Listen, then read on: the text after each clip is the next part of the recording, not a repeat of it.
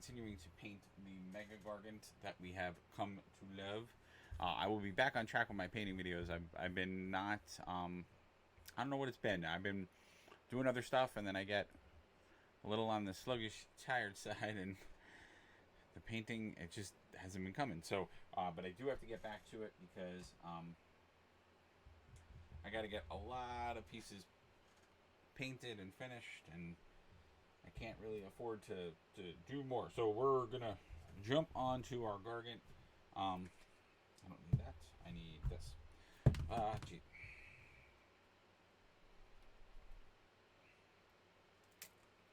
Oh no, I'm losing this paint. All right.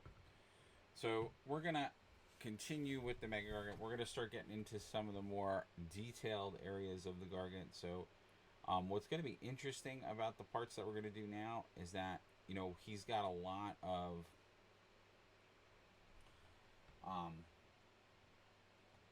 what is a way to say it? He's got a lot of like different fabrics and different terrain kind of pieces that are all part of his being because he's such a large model that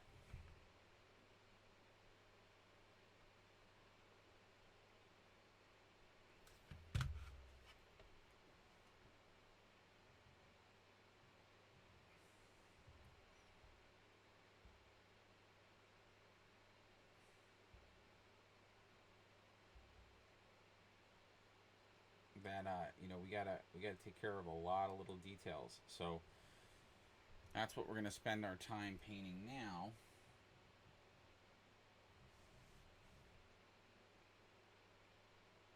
So I'm using Skeleton Horde. I always like to use Skeleton Horde for like anything that's like dressings or cloth, especially if it's like I want to make it look battle worn. I'm a big fan of that.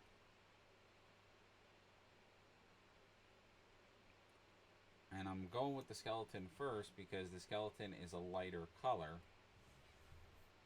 So what's nice about doing the Skeleton Horde stuff first is that if I make any mistakes, it's on that wood, which I'm going to use my snakebite leather for my wood, something a little bit darker. So if I make any mistakes, it won't look bad. So well, we're going to start getting all these little details filled in for him. And I'm close to procuring my other giants for this army, so we're going to have a lot of fun model building and other stuff in the next little coming weeks and things. Now, I also realized that I didn't paint part of him. I didn't paint part of his skin, which I was realizing that as I was looking over, like pre-looking over what I was going to paint today. So I'm going to have to go back and do a little touch-up on that as well. Because I don't know why I thought he had I guess I thought he had the boards wrapped around his whole body, but he doesn't. So I'm going to get the dressings all painted, and then we'll get the skin tone in there, and I may have to do a little bit of that mixing to get that other skin tone in there. Because if you remember, we did a little bit of white to get this this other tone, which I figured out the mixture for that, so it'll look better. It won't look as white as it did the first time around. So I kind of figured out my mistake there. I put a little too much white the first time around, so you can see I started to darken that back up, so it created a little bit more blending. Whoa. Oh no, wait, that is wrapped. All right, so what? Okay, so that's got to be the gray. Oh, so it's a wrap. Okay, it's not skin tone. I was right. Wow, that's complicated. Yeah, he's got two different wraps. So he's got the wraps that I'm painting now, and then there's actually fabric underneath it.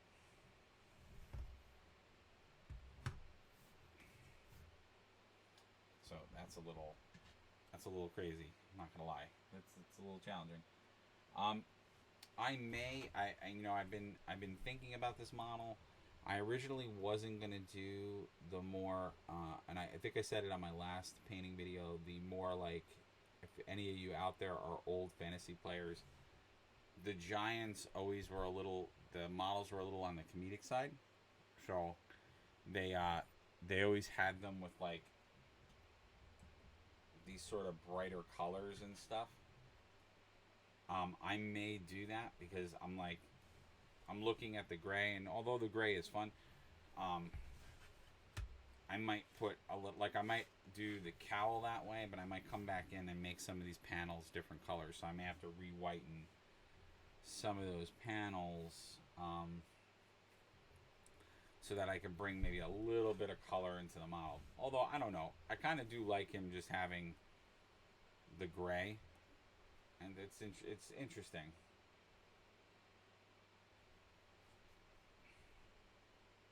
I definitely like it for the hood, but all right, I'm gonna have to do some interesting maneuvering to get in there because it's not a very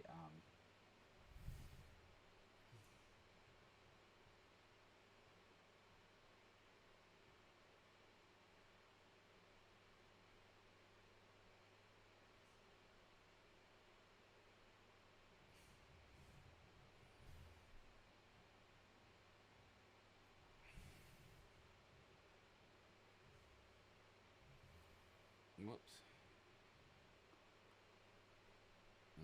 Okay.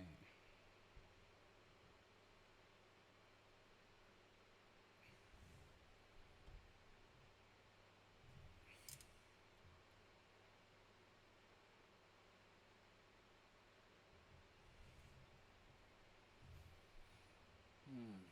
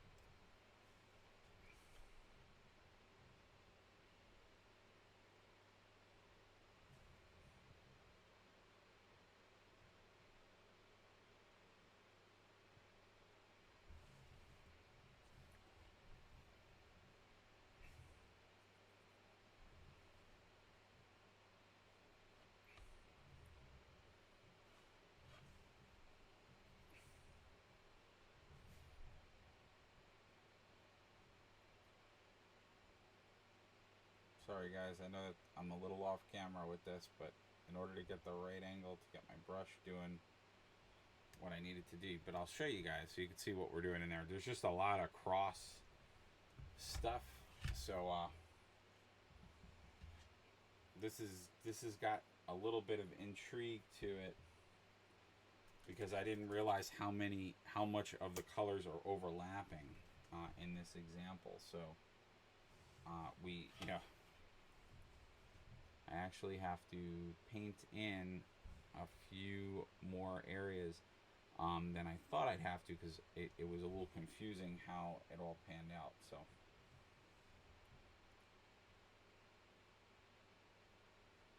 because you got the cloth underneath it, which like I said, for right now I'm still going with it all being the gray color. I don't know if I'm going to stick with that, but at least for right now I am. So I got to get that gray color in there, and then I have to go in and get the brown, the snake bite for the wooden pieces.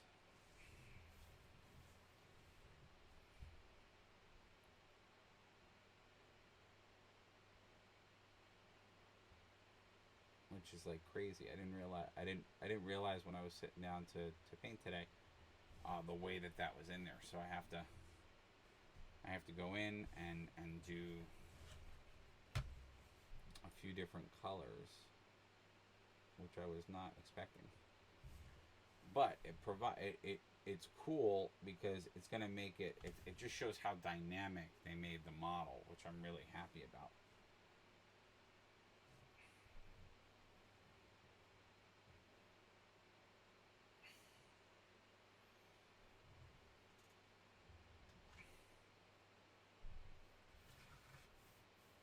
Because you have this like really cool wrapping thing, and then we have to do all the ropes. I mean, this is where, this was always for me where the fun of painting came from, and this is why I always loved doing the painting, from the beginning of when I started with models.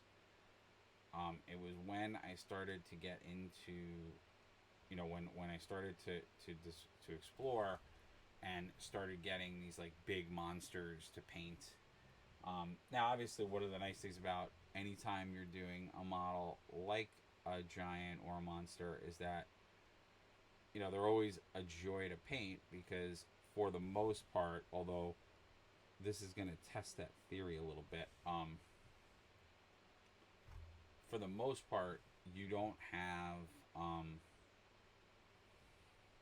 it's a bigger model, so the area to paint is bigger, your details are bigger, so you're not like squinting and doing crazy stuff. It's not like when I do goblins where, like, your average piece is so small that,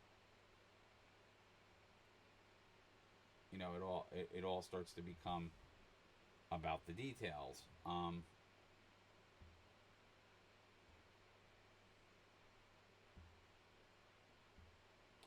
When you have these larger models, they're a little bit more forgiving with that. Oh, I'm just really working on how my yeah, it's crazy. It's crazy how like entwined this is. I'm just gonna get that.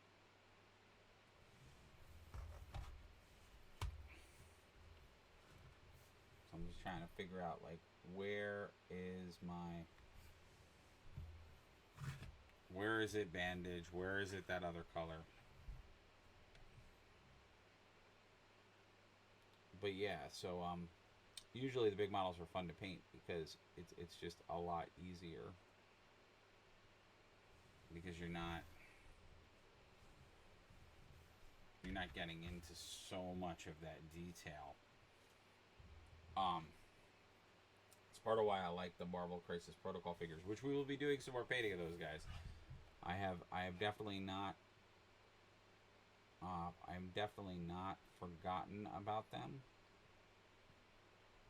We will be painting more of them. Sorry guys, I'm seeing how we have some light tone, and I just want to work on, now that I have this color in my hand, I wanted to just give, there we go, just give a little bit more TLC attention.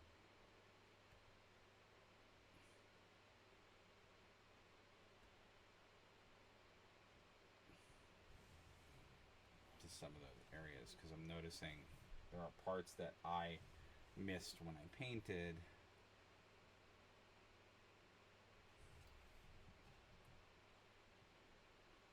And again, every time I do painting on the edge, I want to keep putting that brush stroke mentality on it, because that's going to give it a much different look. It's also going to darken the tips of it, so it'll start to look a lot better. Yeah, there's a lot of little pieces that I forgot that I'm noticing.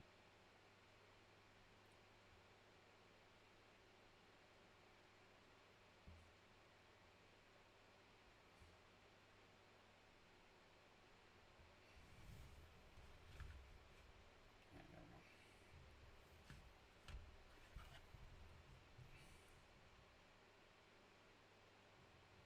I say it all the time when you're painting models. I say that I call it, oh geez, that's not good. I call it like my little mantra, but I always say the same thing, which is, remember that you're painting something that is three-dimensional. So you have to look at it from all angles, because you may look at it from one angle and say, oh, I nailed it, I got it all painted, and then you like turn it one way and you realize, oh wait, there's an under piece to this, or there's a side piece to this, or there's something I didn't get in there, and you have to go back and redo it.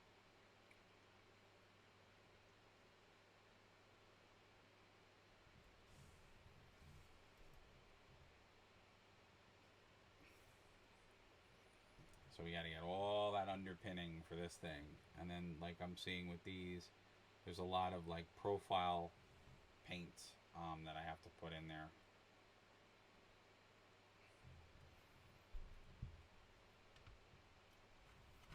But I'll go in with the detail brush. See, like all these edges, because that's that tilt up. Now, if I didn't paint these edges, would it be the end of the world? Probably not. But something like this, something like a giant filled army, I'm not going to leave this. This is not going to be one of those model kits or armies that I do a haphazard job on the paint. You know, because every model is just a giant model, and they're giant. They have all these like details, so you know I'm gonna want to take time.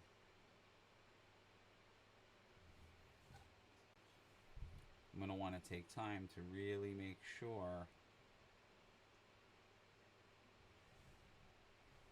that I have the right models for the right paint for what I'm doing. So, you know, I'm going to want to go through and really scrutinize and make sure I have a high quality paint on all these models, because they're all going to be centerpieces. You know, it's a little different when you're painting an army that has a lot of infantry, has a lot of other stuff. Because then, not to say it gives you a license to be wacky, crazy, and you can do what you want. You know, you still want to take pride in your paint. But, you know, when you have infantry units, you can be a little bit more, you know, you can be a little bit more forgiving in the sense that you don't have to go nuts on every piece. Like, usually infantry, you know, you have to make them look good, but you don't have to, like, detail paint out an infantry.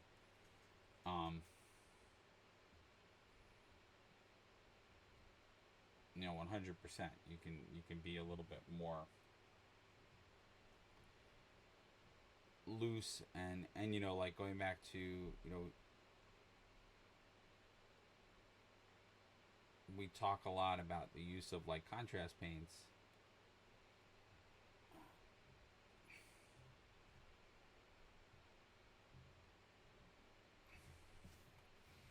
I think I'm trying to do too much with a big brush. I gotta go to a smaller brush.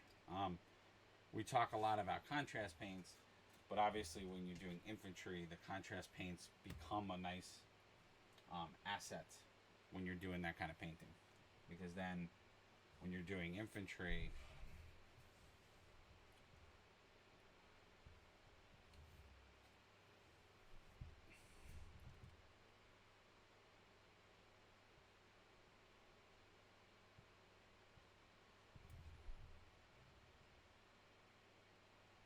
you know, you can be a little bit more.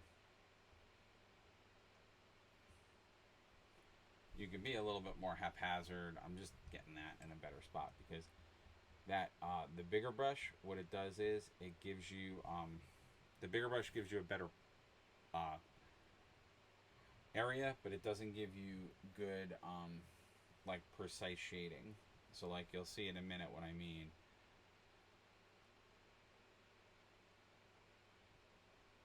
Like with this, I can be a lot more precise in how I apply my paint. And because it's a smaller brush, you're getting a more a darker tone. So if I want to go to something like this indentation,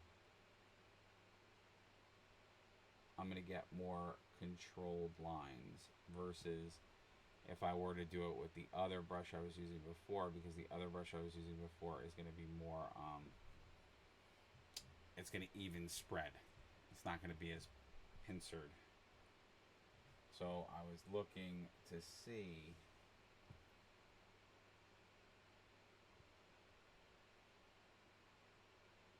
because what I got to start to do is put some of the shading into this so that it you know, I bring some of the natural like folds and curves and things into this. And I don't want to do it with that bigger brush because some of them have to be a lot more subtle. So it's weird. I'm obviously trying to do the part that we're painting, but and I say this a lot when I paint. I don't know the way to describe it. I consider myself, I say it a lot. I'm like, I consider myself like a mad painter. Um, because I'll do exactly what I just did. I'll jump around my model a lot. You know, it'll all get painted in the end, but I like to jump around.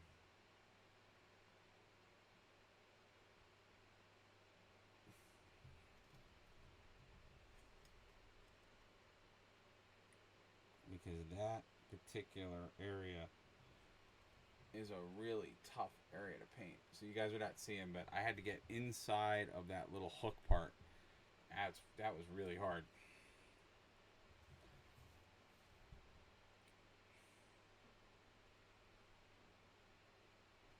Yeah, like he's not the Gargants are not forgiving models. They're tough. They're hard to paint.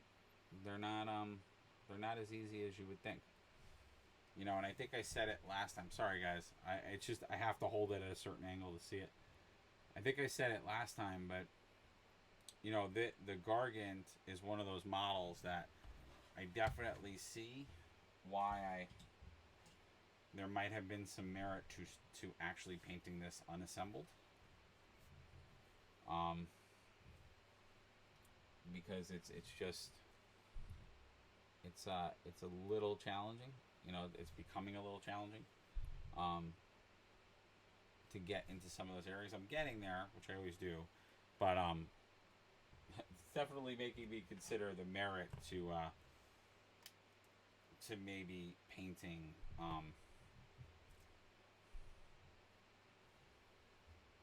you know, thinking of painting models in a different light sometimes because it's just so much detail. There's so much detail inside of here. There's so much detail in um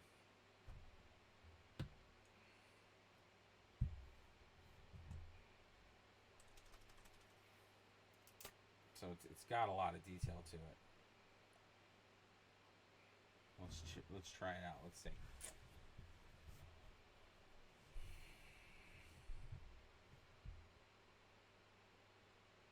Okay. No, it's all wood. Okay. It's wood, but it's got these like other details in it, so I may have to think of some different ways to do this because I'm noticing a little bit of okay, now when I'm doing it, I'm getting wood grain. Okay.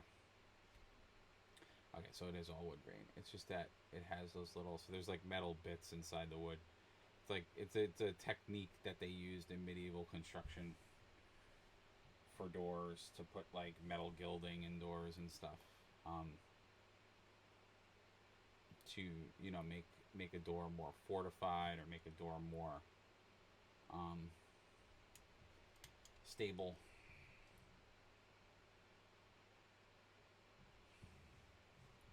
So what I'm doing now, I may switch into my smaller brush. I'm just going in with the snakebite leather. And again, even this, it's just rock with details. So like this is what I meant before when I was like, it's usually fun to paint these models, but what they did, like, you know, because and it is fun. I'm having a lot of fun because I do like painting monsters. Um, but what they really did was they they really did cram a lot into the model. There's just a lot of detail. There's a lot going on there. So it's not no, it's going to take you a minute to paint it. You have to take that time and be methodical and thoughtful about it. Oh, Jesus.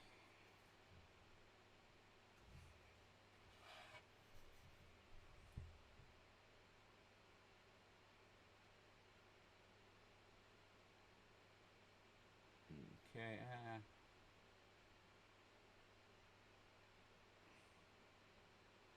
Like I said before, this is why I did the skeleton horde first.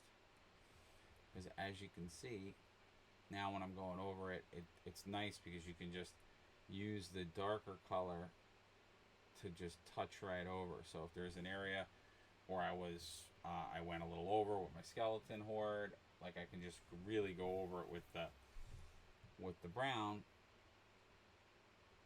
and it covers up the whole area. So it's really, really good.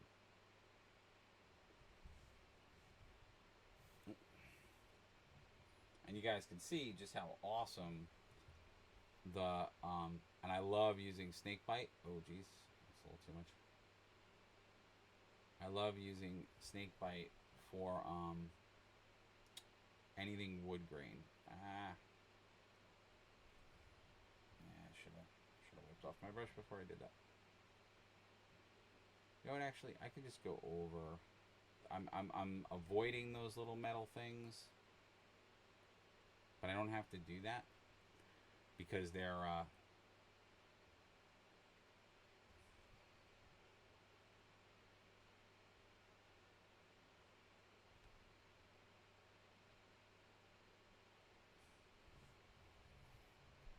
so like I said, I love this model because he's basically got he took planks from a house that he broke down and is using it as shielding armor.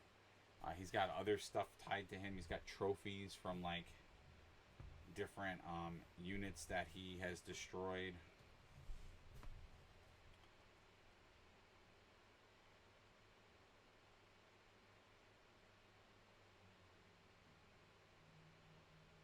Yeah, I realized that I don't have to really paint.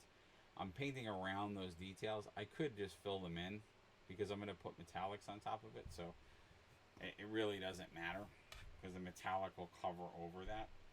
But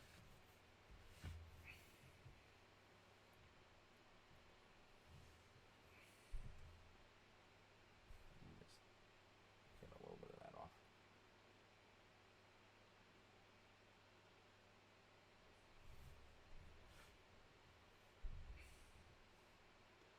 Now, if you guys are liking what you're seeing and you want to see the rest of the painting of the giant army from Age of Sigmar, and you want to tune in and see the 40K models that we're going to be painting tonight, you should totally think about following the channel. Following is how you know, hey there, how are you? Because I'll be doing a few more minutes on this model, and then I'm going to have to skedaddle, but I'll be back later. I definitely will, with more painting.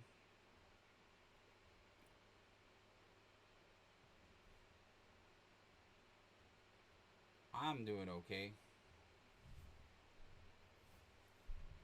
Just painting me some giants for the Sons of Behemoth army in 40K in Age of Sigmar.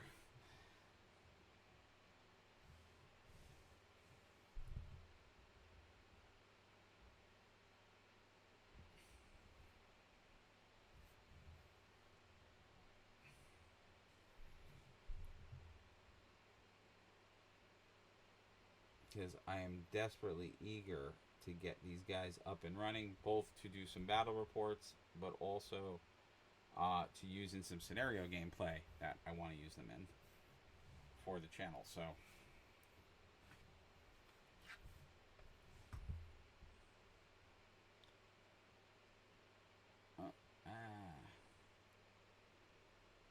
may you help me with a painting.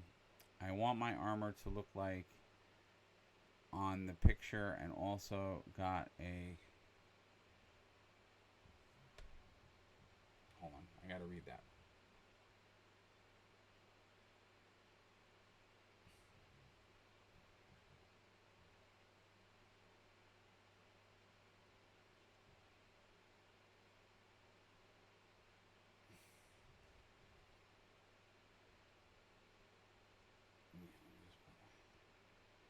All right, hold on. I'm gonna read your comment. Sorry.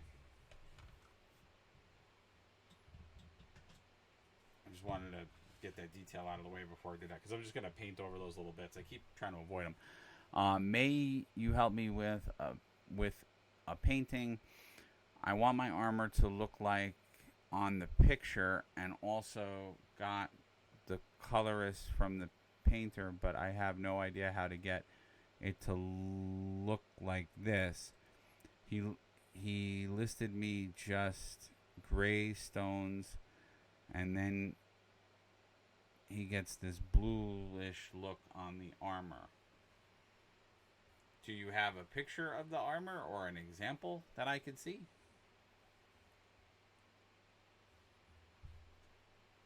Because that would help me in understanding how to help you.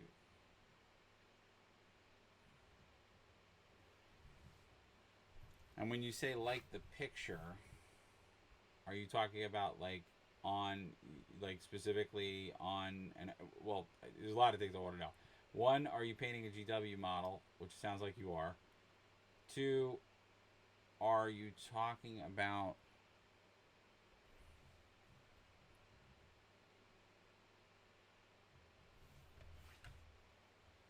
are you using contrast paints? There's like a few different questions I have.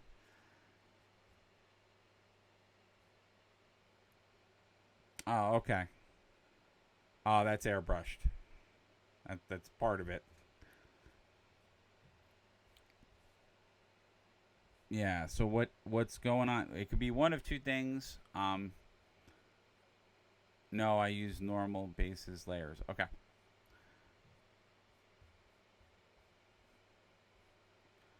Yeah. So what you could do is that your model? That's the model you want to paint like that, right? I just want to make sure I understand the question. I'm sorry if I'm asking too many follow up questions. You want to recreate what you just showed me in that picture. That's not an example of your work. You want exactly. I want to paint like that. Okay. I'm looking at it again. Yeah. So the way that that's being accomplished. So, um, I actually there's kind of that being. I kind of did that on here. So you actually see it. See how I did my skin tone. The way I did my skin tone, I actually used the Gilliman base skin tone, and then what I did was I mixed a little bit of white, more of the color, very little white, and then I took not that much on the brush and just you just dry brush it onto the model. That's the way you can get those kinds of effects. The other way you can get that kind of effect is if you could also do it with an airbrush. That the particular example you showed, my feeling is that the person used airbrushing, because in airbrushing you can prime it and then you can just sprit the areas that you want that, and then you can just highlight on top of it, and then it looks that way because the airbrush is going to give that even tone. And if you know how to use airbrush, you can. I have an airbrush but don't want to start that too.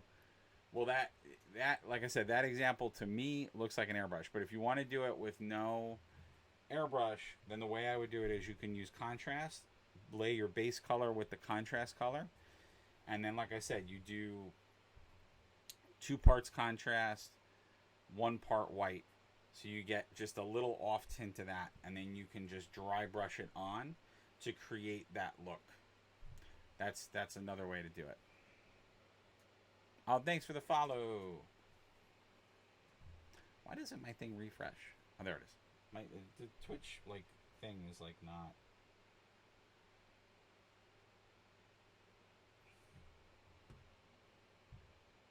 Yeah, you could do it with dry brushing, And what's nice about using the contrast paints, if you use them for that, is that the contrast paints, um, they're lighter. So when you put the white in, what the white does is the white kind of gives it, the white's going to give it a little bit more feeling. It's going to be thicker, but the when you use the dry, if you use dry brush with it, you dry brush it on, you should start to get and when you do your dry brush, you want to do just like quick strokes, but you know, like build from the middle, so you puff it out, so it doesn't look at like, you know, so you hide your strokes, so you don't have a bunch of brush strokes. So that's what I did here. You'll see like this is like there's a brush stroke, but then I kind of circulared it so that I would hide the brush strokes, so you don't really see the brush strokes, and it just looks like nice flowing flesh. And then I did a light color and an off color so I could bridge the gap to blend it into the other contrast colors. But hopefully it looks good.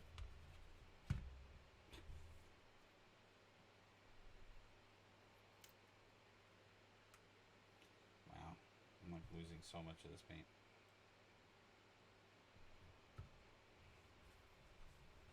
I think he looks good. And just, you know, up the teeth a little bit.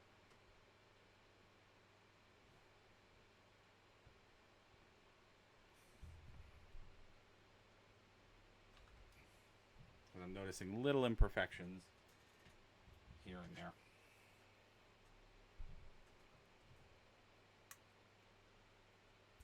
Oh, jeez. All right, I am gonna have to go. I am gonna have to skedaddle. But we got a little bit more of that hand done. Actually, let me just do. Yeah, ooh, I'm way over time. Okay, I'm gonna have to move on. That's way too much. I gotta get some of that up because it's gonna be way.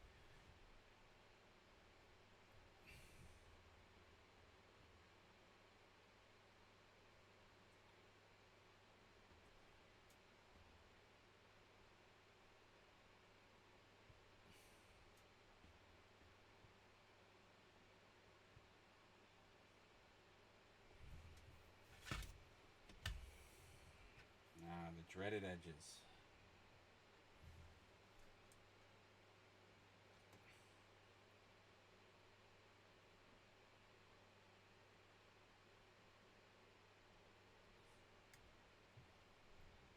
Alright, I'm going to have to call it quits right there.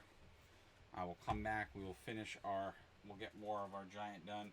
Hopefully you guys are liking the giant. I'm thinking that the model's coming out pretty darn cool.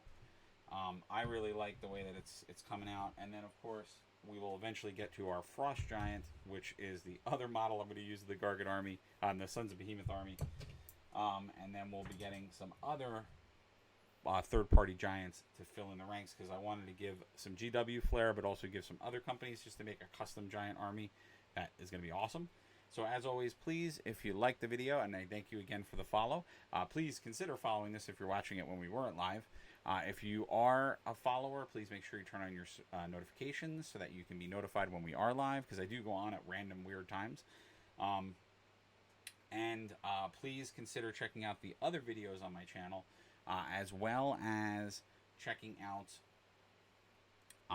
the links below.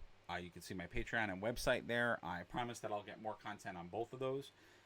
Becoming a supporter through Patreon and also becoming a supporter through either hiring me for commission painting or commission artwork really helps the channel survive and grow, because all the stuff that I do, all the materials that I use, cost money. So right now, all that money just goes right back into that part of it. But obviously, I want to expand and do other things like merchandise and such. So your help and support really makes all that happen. So thank you all for watching. And as always, please stay safe, wash your hands, and please respect all the folks on this planet, because without everybody working together, we're never going to figure out the next step. And I can't wait to come back and do some more model painting for you guys, and hopefully get to my dream of doing this on a more full-time basis as we build our gaming company and get all of our models painted, all of my scenery painted, so we could actually start doing battle reports and reviews and other kinds of cool stuff. All right, well, take care, everybody. I'll see you very, very soon.